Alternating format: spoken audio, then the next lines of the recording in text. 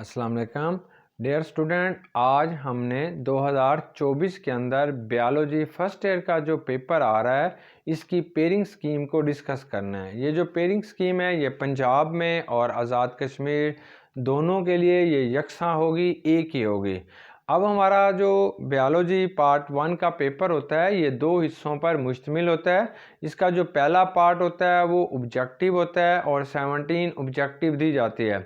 इसका जो second part होता है वो सब्जेक्टिव होगा। सब्जेक्टिव फिर आगे दो हिस्सों में तकसीम होता है, एक में शॉर्ट क्वेश्चंस होते हैं और दूसरे में लॉन्ग क्वेश्चन। टोटल मार्क्स जो पेपर के होंगे वो 85 होंगे। अब हम इसे डिस्कस करते हैं। तो पहला जो है वो हमारे पास MCQs होंगे। तो MCQs जो है वो चैप्टर नंबर 10 में से 2 होंगे, चैप्टर नंबर 11 में से 2 होंगे, चैप्टर नंबर 14 में से भी 2 होंगे। बाकी जितने भी चैप्टर हैं, रिमेनिंग चैप्टर हैं, तो 1 MCQs फ्रॉम ईच चैप्टर। तो ये टोटल 17 MCQs आएंगे। अब इसके बाद जो दूसरा हमारा पेपर का हिस्सा होगा वो शॉर्ट क्वेश्चंस होंगे सब्जेक्टिव के अंदर। अब शॉर्ट क्वेश्चन में पहला क्वेश्चन जो है ये क्वेश्चन नंबर 2 होगा। इसमें चैप्टर नंबर 2 में से 2 शॉर्ट क्वेश्चंस आएंगे और इनमें से चैप्टर नंबर 8 में से भी 2 शॉर्ट क्वेश्चन आएंगे, चैप्टर नंबर 11 में से भी 2 शॉर्ट क्वेश्चन आएंगे, चैप्टर नंबर 3 में से 3 शॉर्ट क्वेश्चन होंगे और चैप्टर नंबर 8 में से 3 और चैप्टर नंबर 10 में से भी 3 शॉर्ट क्वेश्चन होंगे।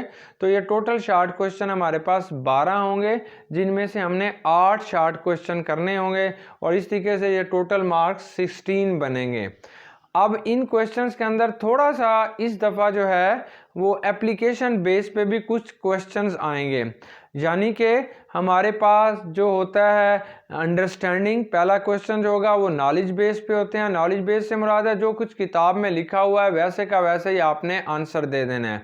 फिर सेकंड जो होता है उसे हम अंडरस्टैंडिंग कहते हैं। तो हमारे पास 6 क्वेश्चन जो होंगे वो नॉलेज बेस पे होंगे, 4 क्वेश्चन जो होते हैं इसमें से वो अंडरस्टैंडिंग बेस पे होंगे। दूसरे लफ्ज़ों में अंडरस्टैंडिंग का मतलब होता है कंसेप्चुअल बेस, कि उसके बारे में आपने मुकम्मल तौर पर आंसर देना होगा। और तीसरा जो इसमें पार्ट होगा वो होगा एप्लीकेशन बेस, कि उसमें थोड़ा एडवांस नॉलेज जो है उसके बारे में क्वेश्चन होंगे, वो सिर्फ 2 शॉर्ट क्वेश्चन होंगे। सिमिलरली यही पैटर्न जो होगा ये क्वेश्चन नंबर 3 में होगा। चैप्टर नंबर 1 में से 2 शॉर्ट क्वेश्चन आएंगे, चैप्टर नंबर 4 में से भी 2 शॉर्ट क्वेश्चन होंगे, चैप्टर नंबर 13 में से 2 होंगे और चैप्टर नंबर 7 में से 3 शॉर्ट क्वेश्चन और चैप्टर नंबर 14 में से भी 3 शॉर्ट क्वेश्चंस होंगे। ये टोटल शॉर्ट क्वेश्चंस हमारे पास बनेंगे 12 और इसमें से 8 शॉर्ट क्वेश्चंस का जवाब लिखना होगा। ये भी उसी तरीके से कि इसमें से 6 होंगे वो नॉलेज बेस होंगे, 4 जो होंगे वो अंडरस्टैंडिंग बेस पे होंगे और 2 जो होंगे वो एप्लीकेशन बेस पे होंगे। अब क्वेश्चन नंबर 4 होगा, ये चैप्टर नंबर 5 में से 2 शॉर्ट क्वेश्चन होंगे, चैप्टर नंबर 6 में से भी 2 शॉर्ट क्वेश्चन होंगे, चैप्टर नंबर 12 में से 2 शॉर्ट क्वेश्चन, चैप्टर नंबर 9 में से 3 शॉर्ट क्वेश्चन होंगे। टोटल इन शॉर्ट क्वेश्चंस की तादाद जो है वो 9 बन रही है, लेकिन हमने इसमें से 6 शॉर्ट क्वेश्चंस के जवाब लिखने होंगे और ये भी उसी तरीके से उसी बेस के मुताबिक होंगे। अब सेकंड जो हमारे पास होंगे वो लॉन्ग क्वेश्चंस दिए जाएंगे। लॉन्ग क्वेश्चन टोटल हमारे पास 5 होंगे और 5 में से 3 लॉन्ग क्वेश्चंस का जवाब लिखना होगा और इस तरीके से ये 24 मार्क्स के लॉन्ग क्वेश्चन जो हैं वो पेपर के अंदर होंगे। पहला जो लॉन्ग क्वेश्चन होगा इसे क्वेश्चन नंबर 5 कहते हैं। इसका ए पार्ट चैप्टर नंबर 1 से होगा, ये नॉलेज बेस होगा, हूबहू वैसे ही होगा जैसे बुक के अंदर लिखा हुआ है। इसका बी पार्ट जो है वो चैप्टर नंबर 13 के अंदर से आएगा, वो भी नॉलेज बेस पे आएगा। क्वेश्चन नंबर 6 जो है इसका ए पार्ट जो है वो चैप्टर नंबर 2 से आएगा, ये थोड़ा कंसेप्चुअल होगा, अंडरस्टैंडिंग बेस पे होगा। इसका बी पार्ट जो होगा चैप्टर नंबर 8 में से आएगा और ये नॉलेज बेस पे होगा।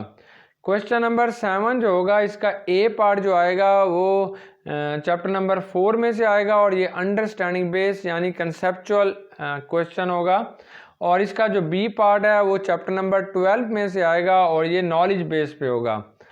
अब हमारे पास क्वेश्चन नंबर 8 जो होगा इसका ए पार्ट जो होगा वो चैप्टर नंबर 5 में से आएगा और ये नॉलेज बेस है और इसका जो बी पार्ट होगा वो चैप्टर नंबर 14 में से आएगा और ये एप्लीकेशन बेस पे होगा। अब क्वेश्चन नंबर 9 जो होगा इसका ए पार्ट जो होगा वो चैप्टर नंबर 6 के अंदर से आएगा और ये अंडरस्टैंडिंग बेस पे होगा।